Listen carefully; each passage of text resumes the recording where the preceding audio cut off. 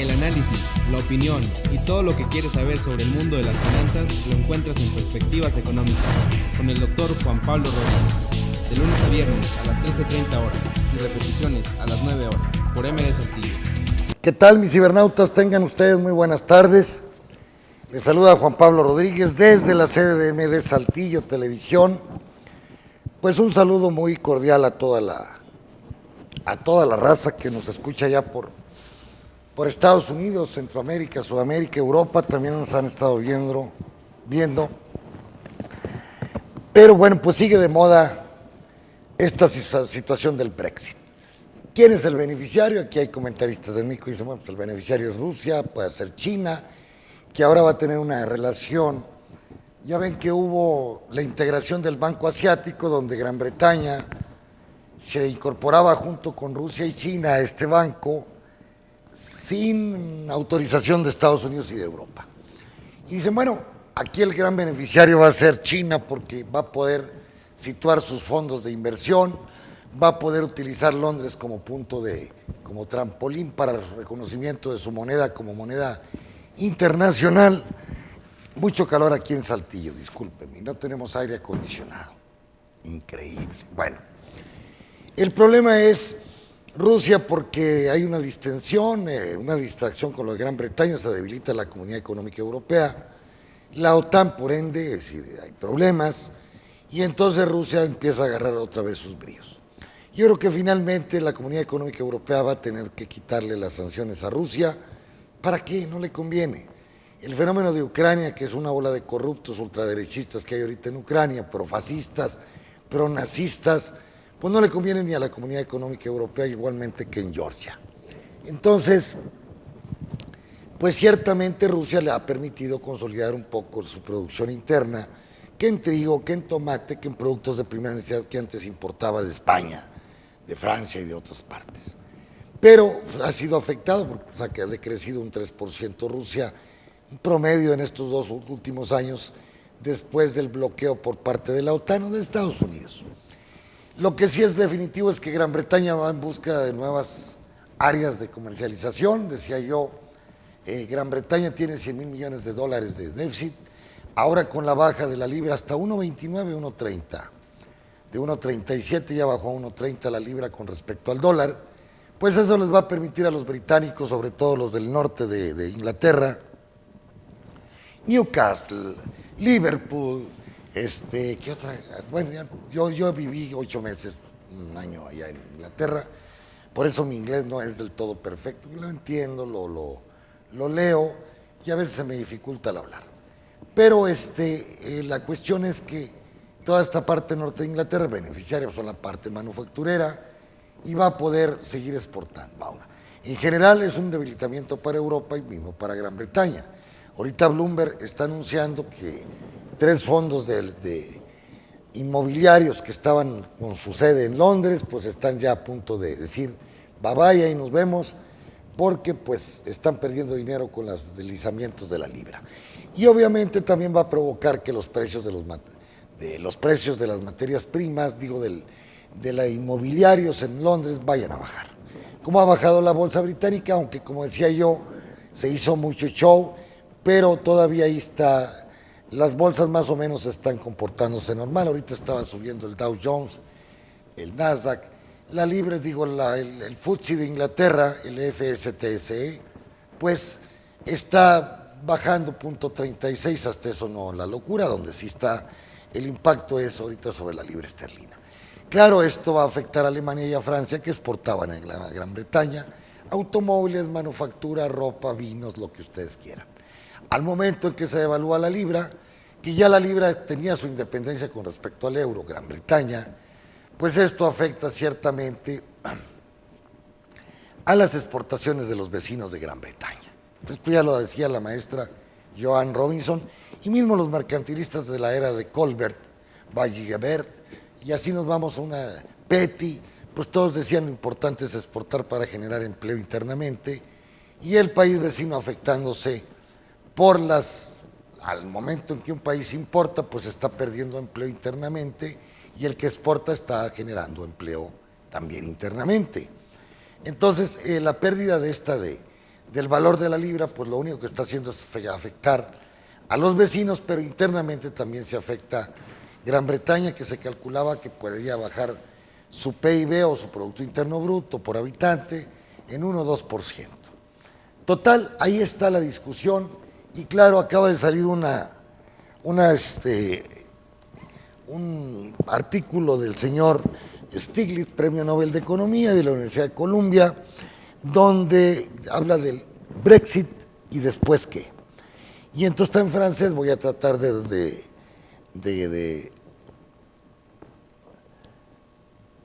que pues, traducir un poco lo que dice el maestro Stiglitz, Premio Nobel de Economía. Dice que habrá mucho tiempo todavía, va a pasar tiempo, il faudra beaucoup de temps, como dicen. Se tardará el tiempo para recuperarse de las implicaciones del referéndum. Las consecuencias las más profundas dependerán, y dice aquí Stiglitz, de la respuesta de la Unión Europea en cuanto al retiro de Gran Bretaña. Después de todo, un divorcio a la amable parece ser dentro del interés de todos, pero el divorcio, como dice el señor Stiglitz, como en muchos casos, podría llegar a ser complicado.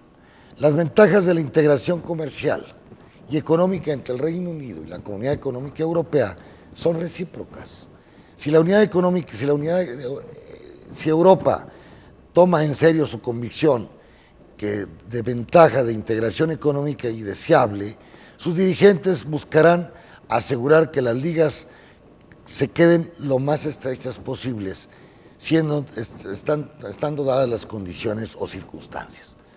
Ahora, Jean-Claude Juncker, que es el presidente de la Comunidad Económica Europea, dice que fuera quiere decir fuera. Él dice ya que se vayan.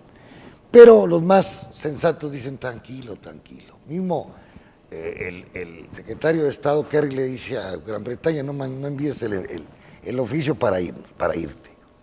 Esta reacción instintiva puede ser comprensible con el coraje que traen ahorita los europeos, estando dado que Juncker podía quedarse como el que preside la primera etapa de la disolución de la Unión Europea.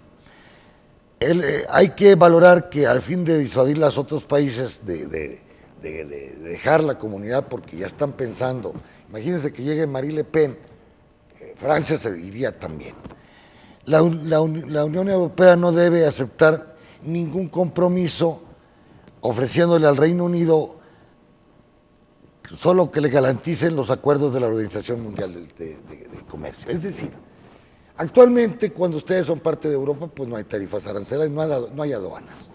Cuando ya te separas de Europa, pues va a existir las aduanas, pero tampoco Europa le va a poder aplicar tarifas arancelarias muy altas de acuerdo a que los dos son partes pues de este orden, que se llama la Organización Mundial de Comercio. En otros términos, dice Stiglitz, Europa no debe no se debe mantener unida por las ventajas que ella ofrece a sus miembros, que van más allá de sus costos. La prosperidad económica, el sentido de la solidaridad y la fiereza de ser un europeo no son suficientes, según Juncker. No, la Europa debe ser mantenida por las amenazas, la intimidación y el miedo a los otros miembros que en un momento determinado quisieran dejar Europa. Esta posición no toma en cuenta una lección que aparece, por tanto, claramente a la vez dentro del voto en favor del Brexit y dentro de las primarias del Partido Republicano en los Estados Unidos. Una gran parte de la población, ahí viene lo interesante, una gran parte de la población, dice Stiglitz, tiene fuerzas que han sufrido este último tiempo. El orden del día neoliberal, la economía neoliberal, de las 4 últimas decenias, puede ser bien para el 1% de los más ricos, es decir, ha traído beneficios para los más ricos, pero no para el resto de la población. Mais pas pour le reste de la población. Él había predicho que después de largo tiempo esta estagnación, este estancamiento terminará por tener de consecuencias políticas. Y ese día ya llegó. En los dos lados, dice aquí, del Atlántico, los ciudadanos consideran que los acuerdos comerciales son la fuente de su malestar. Ya lo está diciendo Trump con respecto al Tratado de Libre Comercio, y ya lo dijeron los británicos con respecto a Europa. Los acuerdos comerciales de ahora son negociados en secreto, dice Stiglitz, asegurando una buena representación de los intereses de las empresas transnacionales, pero al mismo tiempo una exclusión de la gran masa de ciudadanos ordinarios o trabajadores. Sin sorpresa, los resultados han sido en sentido único. La posición de las negociaciones de trabajadores es ahora muy débil, agravando así los efectos de las legislaciones que disminuyen el peso de los sindicatos y los derechos de los empleados o de los empleados. Bien que los acuerdos comerciales hayan jugado un papel dentro de la creación de las desigualdades, más que de otros factores han contribuido a desbalancear o la balanza política sobre el capital. Es decir, que en estos últimos 4 decenios el neoliberalismo ha beneficiado a los grandes capitales. Y ahí está, según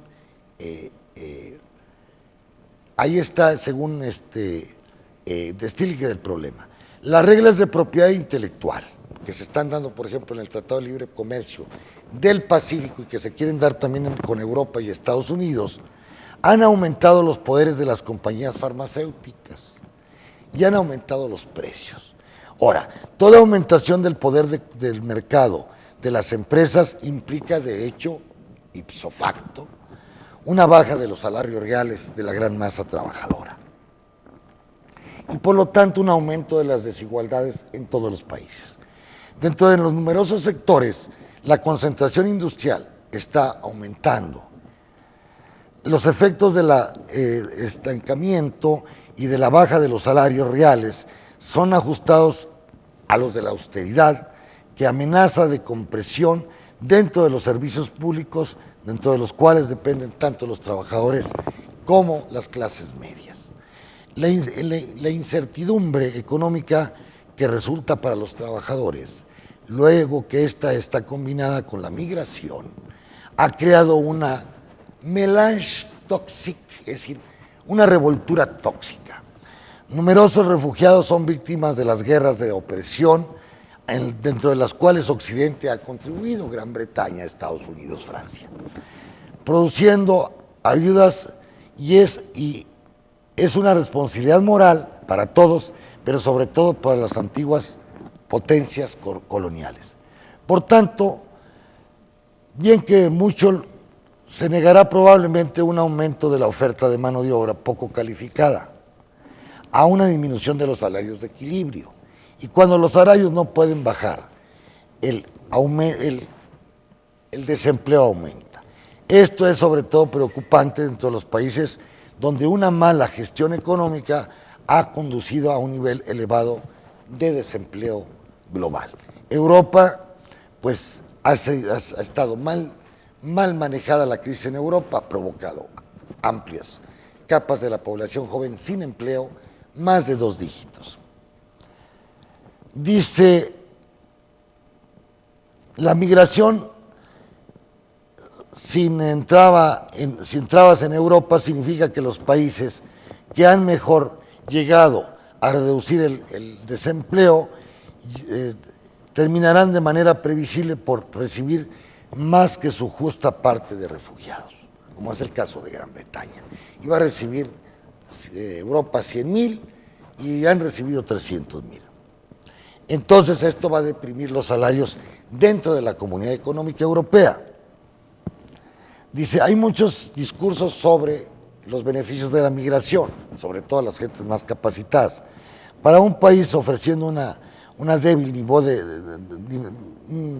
un débil nivel de prestaciones, garantías o protección social, educación, salud, etcétera, puede ser el caso. Entonces, Para un país que produce un filete de seguridad social decente, lo contrario puede ser el caso que haya muchos inmigrantes. Quiere decir, Gran Bretaña tiene un gran servicio de salud excelente, de apoyo a la comunidad excelente, desde que estaban los laboristas. Al llegar muchos migrantes, pues baja la calidad y el gasto de estos servicios públicos pues comienza a incrementarse por el número de inmigrantes que están llegando. Bueno, dice, el resultado de esta presión a la baja sobre los salarios y de la compresión dentro de los servicios públicos, la mala calidad, ha acelerado a la clase media, con consecuencias similares a las dentro de los dos lados del Atlántico.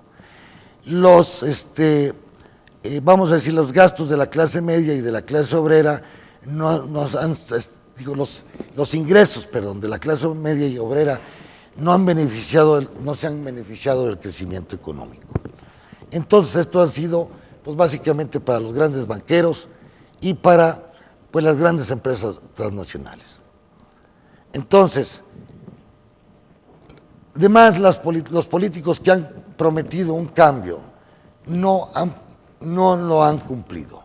Los ciudadanos ordinarios saben que el sistema es injusto, pero han comenzado a ver como aún más truqueado, es decir, con trampas que no lo habían imaginado, perdiendo de hecho la poca confianza que ellos tenían aún en la capacidad o la voluntad de los hombres políticos tradicionales y que estos podrían corregir todos estos errores. Esto está comprensible, dice Stiglitz. Los nuevos políticos reparten las perspectivas de lo que habían prometido y que la mundialización sería benéfica para todos. Es decir, que la globalización sería... Dice, obligar el pasado es un principio de base en economía. De los dos lados de la Mancha, en Europa y Gran Bretaña, la política debe de hoy en adelante buscar y comprender cómo, dentro de una democracia, el establishment político ha podido hacer poco para responder a las preocupaciones de numerosos ciudadanos. Sí, no hay respuesta a la mayor parte. Cada gobierno de la Unión Europea debe mantener, desde ahora, considerar mejorar el bienestar de sus ciudadanos ordinarios como son el objetivo principal para que no vuelva a pasar lo del Brexit. De hoy en adelante la ideología neoliberal no ayudará para nada como está pasando con el gobierno de Peña Nieto. Siguen tercos con la economía neoliberal y lo único que están haciendo es complicar, no solamente Gran Bretaña, también en el caso de los Estados Unidos puede darse, o de toda Europa. Dice, nosotros deberemos de detenernos de confundir objetivos y medios. Por ejemplo, el libre cambio, si es bien manejado, podría aportar una más grande prosperidad repartida, pero si es mal manejado, reducirá ciertamente el nivel de vida de la mayoría de los ciudadanos. Dice, existen alternativas a las políticas neoliberales, como aquí en el caso de Andrés Manuel, las ha propuesto, pero no quieren hacer caso y entonces están metidos ya en un círculo perverso del proceso económico nacional. Entonces, como existen alternativas como el acuerdo de socios transatlánticos de comercio y de inversiones con la Unión Europea, propuesta por el presidente Barack Obama. Entonces, el reto ahora es aprender del pasado a fin de adoptar las primeras consecuencias que trajo el neoliberalismo y evitar las segundas. Entonces, jóvenes, esto del Brexit viene a colación, yo lo había comentado en otros días, que puede pasar en Estados Unidos y que nos va a tocar a nosotros. El que los jóvenes en Estados Unidos hayan perdido sus empleos o que tengan subempleos, empleos mal pagados, el servicio de seguridad social, a pesar de las aportaciones del gobierno Obama, que ahí van, pues ha empobrecido, el bajo salario en Estados Unidos se ha empobrecido hasta la masa blanca. Esta masa de blancos que apoyan a Trump, pues quieren un cambio y le echan la culpa, como todas las cosas aquí en Gran Bretaña, a los inmigrantes. Siempre hay, como Hitler le echaba la culpa a los judíos, siempre hay un culpable que no es culpable, pero hay que echarle la culpa para justificar las estupideces o como decimos aquí en México y en América Latina, las pendejadas. Entonces es el modelo en sí el que trae en base, es decir, de origen, un problema estructural. Y este problema obviamente económico está impactando en la superestructura política y en la superestructura social, ideológica y cultural. No me cabe la menor duda. Entonces Europa, estas políticas de austeridad, como dijo Villemot, hay que terminar con ellas. Europa tiene que ir hacia la etapa de una economía socialdemócrata, solidaria, ¿verdad? Con los habitantes, buenos salarios, buenas condiciones de vida, mismo con los inmigrantes, y no hacer lo que está proponiendo permanentemente Alemania, de querer poner un yugo sobre economías del sur, acusando a las economías del sur que son una bola de flojos, que son muy perezosos los españoles, los italianos, los portugueses, en lugar de estar aportando apoyos como cualquier república lo haría, pero no es una república, son estados independientes unidos en un tratado de libre comercio. Y claro, con libre circulación de la mano de obra y un banco central. Pero no ha sido suficiente. Y ese es el problema desde el origen que se planteó en Europa, al no ser una república, pues van a estar viendo diferencias más abismales entre Alemania o los estados del norte, Dinamarca, Alemania, Holanda, con respecto a los estados del sur. Pero tarde o temprano todos van a ser afectados. ¿Por qué? Porque si siguen con las políticas neoliberales, si siguen con la política de ayudar a los bancos y no a la gente, si siguen con la política de reducir el salario, de reducir el empleo, señores, los famosos Brexit van a empezar a aparecer por todos lados. Eso es mi comentario con respecto a Europa y ahora me dirijo a Estados Unidos. Pues que la señora Clinton ya el FBI le dio luz verde, que bueno, cometió el error de haber utilizado su servidor o sus Wikileaks o como le llaman sus Facebook o su computador, digo su teléfono celular, pues para mandar mensajes muy importantes de la Casa Blanca. Eso ya le da una cierta libertad a la señora Clinton. Ayer, por cierto, fue apoyada por Barack Obama, pues que trae una gran aceptación. Arriba del 50% cuando uno está terminando un gobierno es mucho. Miren, observen a Peña Nieto, apenas va a la mitad y ya trae un nivel de aceptación del 20%. Es decir, va a la ruina la figura del señor Peña Nieto, igualmente de todo lo que lo acompaña. Entonces, esto facilita un poco más, pues, que Clinton pueda aspirar más tranquilamente, aunque, según las informaciones, se está acercando cada día más, digo, que se acerca Trump, de acuerdo a las encuestas que se sacan a nivel nacional en los Estados Unidos. Parece ser que Clinton está aceptando varias condiciones que le impuso el señor Sanders, el otro candidato demócrata, por ejemplo, del salario. Bueno, Clinton ya aceptó un salario mínimo de $12. Sanders está presionando que sean $15 por hora. Que se le quite toda la deuda a los universitarios, $1 trillón, imagínense. Clinton dice, bueno, vamos a quitarle a aquellos universitarios donde sus papás reciban menos de $12,000 anuales, vamos a decir. Entonces, o 80,000 o 100, una cierta cantidad.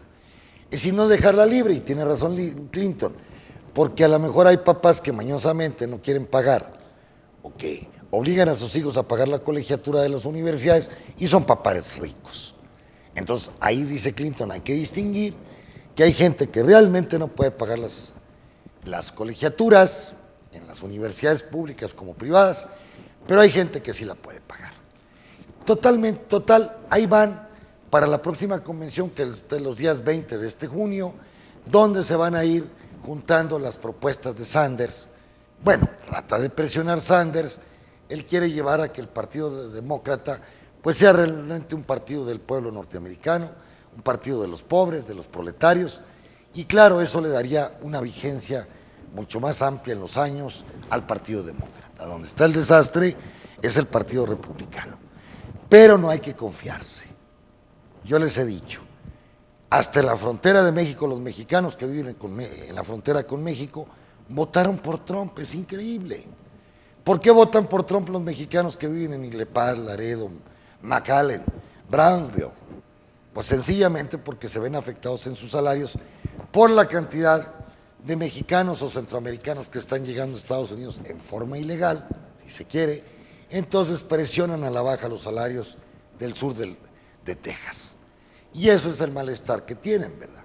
Por el otro lado, los obreros blancos que han visto que sus empresas se están yendo a México, que están yendo al sudeste asiático, a Vietnam, a otros países del sudeste asiático, bueno, pues afectan el empleo internamente.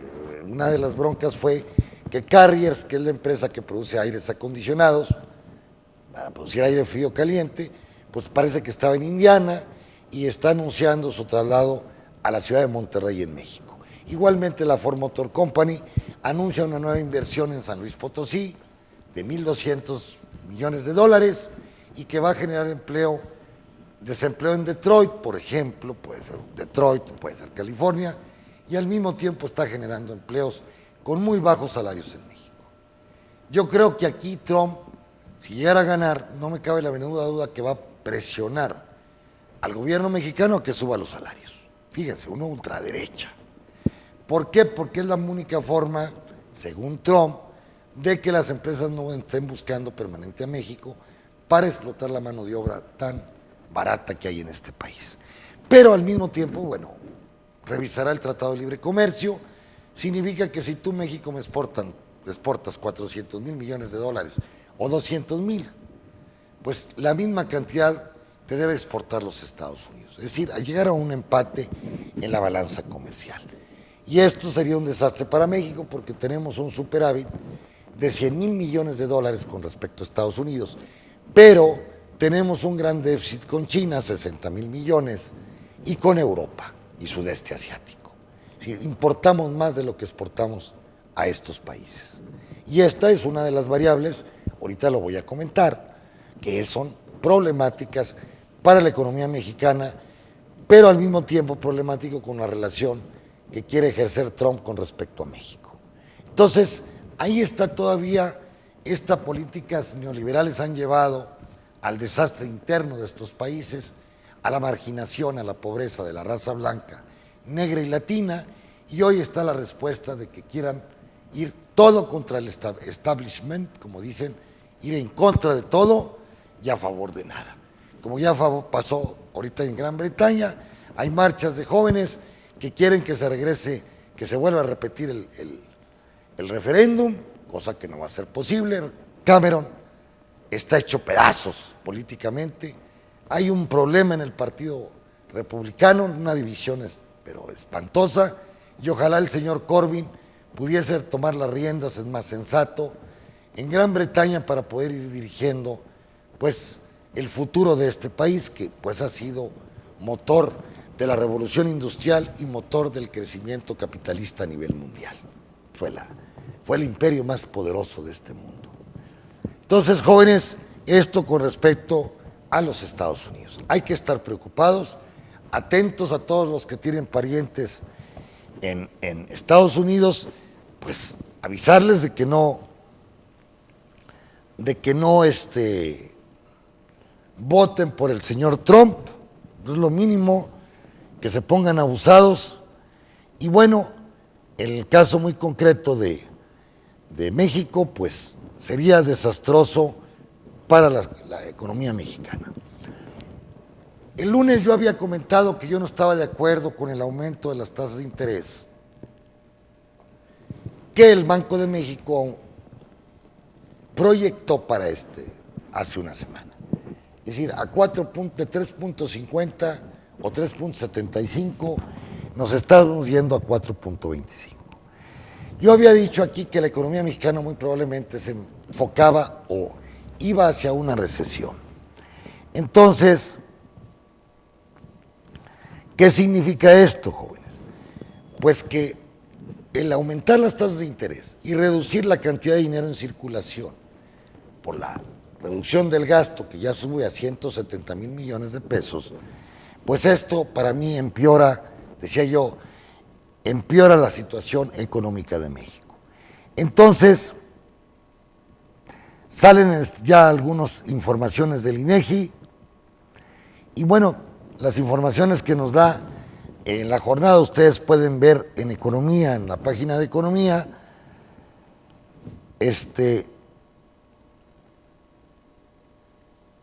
van a observar una nota que dice notoria baja del consumo interno y de la inversión en el país, alerta el INEGI. En efecto, el consumo bajó el 2.9%, en abril el 2.2%, en comparación de marzo, y registró un incremento de 1.2% con respecto al año pasado. Pero, hay que decirlo, el consumo venía creciendo del 8 al 10%. Si ya tenemos incrementos del 1.2%, la base de la economía, la variable más importante para que un país crezca, no es la inversión, no, es el consumo. En un 60% interviene en la variable del Producto Interno Bruto. Acuérdense que son varias variables, como el consumo, la inversión, el gobierno, las inversiones del gobierno y las exportaciones sobre las importaciones. Son las 4 variables más importantes, y de las 4 la más importante es el consumo. Los gastos de los hogares en bienes de origen nacional disminuyó 2.2% y se mostró un avance del 1.1%, decía yo, pues si estaban creciendo más del 5%, hoy crece nada más el 1.1%. Entonces, con respecto a la inversión, que también genera consumos, la inversión en maquinaria, para darles un caso, y equipo, así como de la industria de la construcción, tuvo en abril la mayor contracción en 25 meses, en más de 2 años. La inversión fija bruta, maquinaria, edificios, todo esto que se necesita para generar más empleo, que comprende el gasto realizado en compra de maquinaria y equipos efectuados en la construcción, disminuyó en abril a una tasa anual del 2.1%. Es la primera ocasión, dice aquí la nota de Amador, desde noviembre de 2015, en que el indicador mostró una tasa negativa. Entonces, nosotros habíamos dicho, coincidiendo un poco con Stockman, con la gente esta de Contra Corner, que son ultraderecha en Estados Unidos, que no están de acuerdo con el quantity easing ni con las tasas cero, ellos decían, va la economía, y daban precisamente cifras del consumo en bajada en los Estados Unidos, de la inversión, daban cifras también, por ejemplo, de la transportación por barco, transportación terrestre, que iba ya a la baja. Bueno, esto del Brexit acelera la recesión y obviamente, pues las perspectivas de la economía mexicana, con esto que acaba de hacer Carsten, pues máximo estaremos creciendo al 2%, si no, estaremos ya en los términos del 1 al 1,99%. Esto es muy patético porque pues salen al mercado 1 millón de jóvenes, 1.200.000 jóvenes, al mercado laboral. ¿Y cuál es el problema? Que al ustedes crecer al 2%, pues crean 400, 500,000 empleos. Esto quiere decir que más de 500,000 jóvenes no van a tener empleo el próximo año. ¿Qué hacen esos jóvenes? O viven con los papás, se van a Estados Unidos, pero ahora si gana Trump, ese es el riesgo, pues ya no van a poder ir, ya no va a haber válvulas de escape. La otra es que se vayan al subempleo o se vayan al narcotráfico o al crimen organizado, y eso es lo peligroso.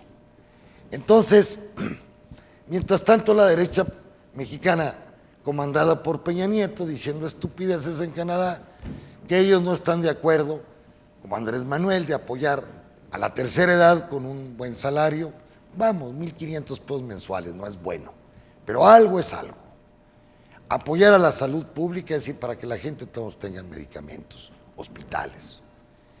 Apoyar a la gran obra pública, como reduciendo gastos gubernamentales innecesarios de los corruptos que andan ahí en restaurantes en la Ciudad de México, con 10 celulares, Suburbans, una bola de estúpidos que trabajan con Peña Nieto y que traen guaruras, que traen una bola de gastos innecesarios.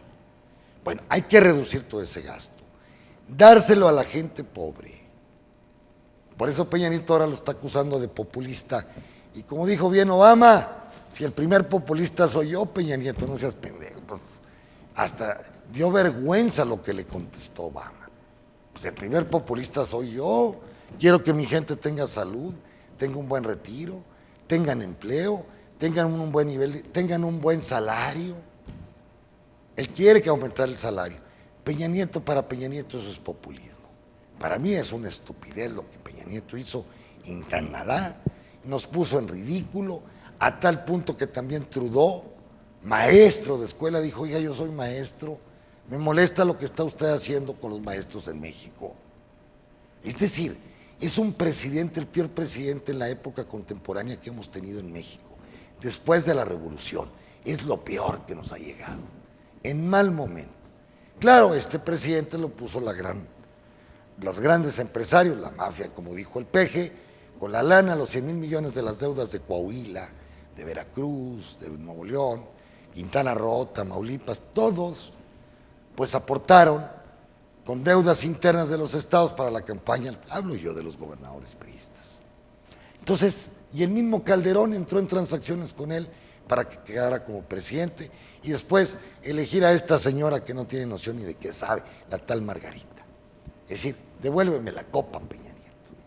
Pero en el dame la copa destruyeron las posibilidades, el futuro, el presente de este país y muy probablemente el futuro. De ahí que jóvenes, pues vámonos como los populistas como Obama y como López Obrador, no nos queda otra. Le dije a un joven, ya vino el PAN, ya vino el PRI y es la misma mierda. Pues ya, vamos a cambiarle. Es decir, ya por apostarle, bueno, pues a ver cómo resulta este. Aunque no, a veces no puedas estar de acuerdo. Yo confío que México próximamente va a entrar dentro de los países de la socialdemocracia con la llegada de Andrés Manuel López Obrador, no populistas, sino gobiernos socialdemócratas. Él trae en su mente el modelo de Dinamarca, que es un modelo altamente redistributivo.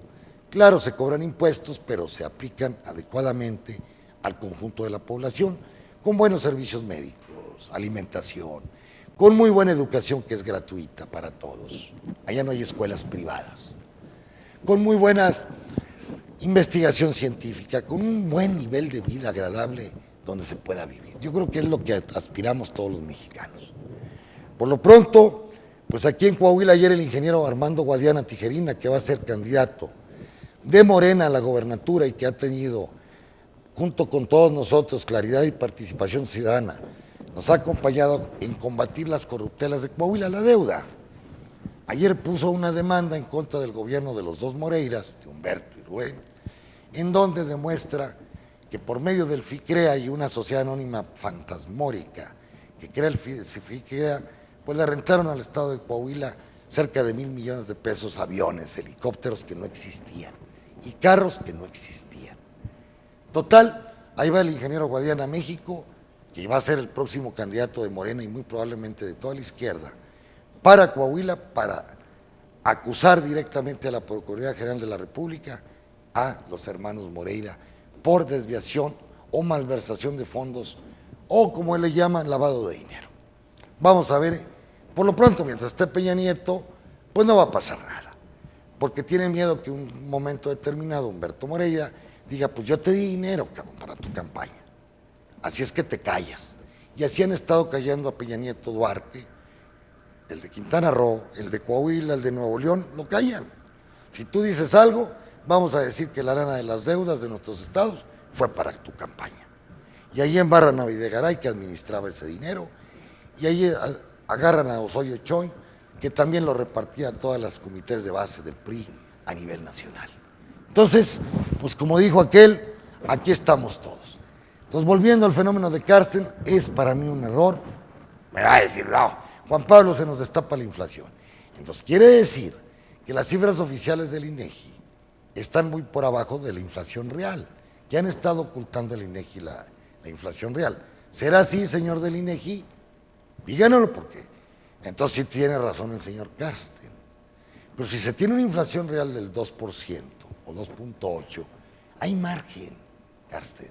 ¿Para qué aumentar la tasa de interés? Porque automáticamente afectas al consumo. ¿Por qué? Si tú ibas a adquirir un carro con una tasa de interés del 10%, pues ahora te va a subir al 12%, en la misma proporcionalidad. Entonces, o 12 o 13%, la gente dice, pues ya no compro el carro. Si vas a comprar una casa te va a pasar lo mismo, o un refrigerador, o cualquier bien de consumo. Lo mismo pasa con el dinero que el gobierno está ejerciendo, que está gastando cotidianamente. Bueno, redúzcanle a los burócratas, a ti, Peña Nieto, tu salario, a los secretarios de Estado, a los magistrados, a los tribunales superiores de justicia que ganan hasta 600,000 pesos, a los diputados, hombre, por ahí empecemos, por ahí. Puedes llegar a reducir hasta 200,000 millones, como dijo el Peje, o 300. Ahí empieza a reducir los salarios de esas gentes, de esos burócratas, que yo le llamo burguesía burocrática de México. Y deja de lado otro dinero en educación, en Sedesol, en obra pública, en infraestructura para que el país pueda moverse. Y ahí no implicaría afectaciones al Producto Interno Bruto ni al empleo para los jóvenes que tanto se necesita. Entonces, por eso yo he estado protestando por esta situación de aumento de la tasa de interés y también la reducción del gasto. Que para tener variables seguras, mira, acabas de aumentar, de disminuir, Carsten, la tasa de interés, ya el dólar se fue a 19.20. Al inversionista no le está interesando ahorita la tasa de interés. Ellos van en el pánico del Brexit, ahorita van a Wall Street. Al rato van a volver, hombre. En Wall Street les pagan el 1%, a veces estás a 0%. Pues ahí van a estar un ratito y luego van a empezar a buscar oportunidades. Pero si se apanica uno como director del Banco de México y todos los miembros de ahí del Banco de México, pues eso sí es grave. Porque nos llevan a todos en el baile, nos llevan a todos al baile y sobre todo meten a la economía mexicana en menores índices de crecimiento. Y eso sí es muy grave. Finalmente les recomiendo a todos ustedes, pues les recomiendo, hay un artículo de Nadal en La Opinión de la Jornada, habla Nadal de que el retorno de los gemelos diabólicos, dice que después de tiempo, pues ya tenemos desde Fox para acá, pues comienzan a aparecer los fantasmas, o gemelos diabólicos como esos de Chucky, ahí en la televisión. ¿Cuáles son los gemelos fantasmas? Pues el déficit de la balanza comercial. Ya México anda arrastrando, y claro, se puede deber al petróleo, el déficit en la cuenta corriente, que ya representa el 2.8 del Producto Interno Bruto. Y no está claro, como en 1994, que hoy representa el 3% y antes el 7.6%. Dice, pero este déficit de la balanza comercial está muy arriba, que del promedio que era el 1.8, estamos ya en el 2.8. En la balanza comercial siguen presionando el sentido negativo, dice, y el déficit comercial para abril del 2016 superó los 2,000 millones de dólares. Es decir, 2,000 por 12 son 24,000 millones. Y eso presiona la moneda, jóvenes. Y eso presiona la cantidad de deuda que tenemos que pagar. Por eso Carsten tuvo que aumentar la tasa de interés. Entonces, para dar un dato que da aquí Nadal, las exportaciones se han empinado el 6.4%, a pesar de las remesas que vienen incrementándose en los últimos años, las remesas de Estados Unidos. Pero las exportaciones han disminuido por lo del petróleo, por lo de los autos, por la industria manufacturera. Y eso está provocando desempleo, bajo crecimiento y sobre todo más déficit en la balanza comercial. Entonces, dice que la balanza comercial puede llegar a 15,000 millones de dólares en el 2016, a lo mejor es superior. Aparte que la inversión extranjera, pues no está resultando como estaban esperando todos los en Secretaría de Hacienda. Dice, lo más grave es la presencia de otro déficit, aparte de la balanza comercial, es el déficit primario, que alcanzó ya el 3.5, es decir, lo que gasta el gobierno más allá de lo que recibe de impuestos. ¿Cómo se compensa este déficit? Con deuda. Ya la deuda representa el 48-50% del Producto Interno Bruto. Que si todavía tenemos, dice él, cierto margen, entonces, pues, a pesar, se agrava, tenemos un margen, pero se agrava porque, pues, se pronostica que el petróleo baje en un 25% sus ingresos, por lo tanto se tendrían que aumentar un 6 a un 7% los impuestos, es decir, los ingresos tributarios para compensar lo del petróleo. Entonces, el gobierno, dice él, planea recortes hasta de un 8% del gasto público para poder alcanzar su meta de superávit primario. Esto es imposible, dice. Ese recorte es equivalente al 2% del Producto Interno Bruto. Aún si el gobierno logra administrar su presupuesto, que lo dudamos, para imponer este recorte, el impacto sobre el nivel de actividad económica será negativo. Si a esto le agregan balanza de pagos deficitaria, balanza primaria del gobierno deficitario más deuda, pago de mayor cantidad de intereses o de pesos mexicanos por los intereses de la deuda. Y al capital financiero, pues esto no le cae nada bien y muy probablemente se vaya y no venga inversión extranjera. Dice, bueno, ya habla de la deuda con respecto al Producto Interno Bruto, que yo lo he comentado mucho. Dice, desde hace más de un cuarto de siglo, para terminar, el gobierno de México castigó a la población y generó un superávit primario.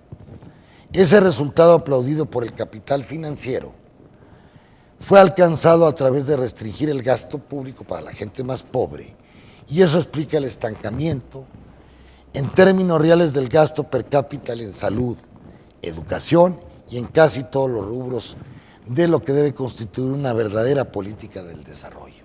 Desarrollo significa crecimiento compartido. Es la versión mexicana del neoliberalismo, que miren cómo terminó en Gran Bretaña y puede terminar en Trump en Estados Unidos, y los resultados en México, con las grandes marchas que somos solidarios con ellos, de los maestros que reciben 7,000 pesos de salario al mes, menos que una servidora doméstica, gana más un limosnero que un maestro. Entonces son jodederas. Ya este país tiene que haber un cambio. Este sistema neoliberal lo único que va a traer más son conflictos sociales y políticos, y esto no conviene a nadie. De ahí que ahí se las dejo de tarea, para evitar, hay que hacer cambios en este país, jóvenes, y estos cambios dependen de ustedes. Vamos con el PG, vamos por la socialdemocracia, vamos a transformar este país y evitar, y en el caso de Coahuila, pues vamos con Guadiana, para poder hacer justicia y que el Estado de Derecho reine ya en este país. Gracias por su presencia y nos vemos el próximo viernes. Gracias. El análisis, la opinión y todo lo que quieres saber sobre el mundo de las finanzas lo encuentras en Perspectivas Económicas con el Dr. Juan Pablo Rodríguez, de lunes a viernes a las 13:30 horas y repeticiones a las 9 horas por MD Saltillo.